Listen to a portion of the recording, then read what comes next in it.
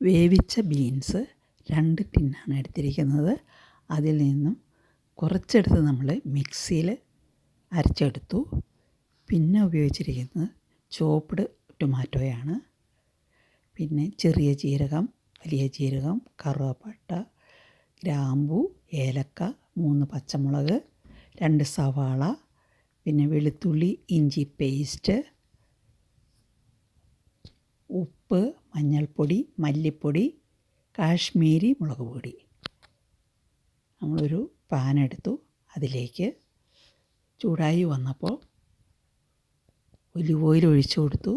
അതിൽ കടുകിട്ടു,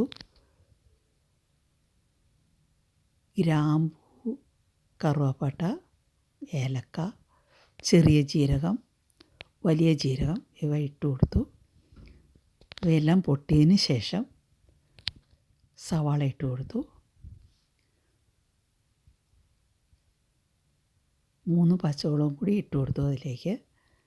അത് നന്നായി വഴറ്റി വന്നപ്പോൾ അതിലേക്ക് കറിവേപ്പില, മഞ്ഞൾപ്പൊടി, മല്ലിപ്പൊടി, കാശ്മീരി മുളക് പൊടി, വെളുത്തുള്ളി ഇഞ്ചി പേസ്റ്റ് ഇവ ഇട്ട് നന്നായി വഴറ്റി അതിലേക്ക് തക്കാളി കൂടി ഇട്ട് കൊടുത്തു. അതും നന്നായി വഴറ്റി.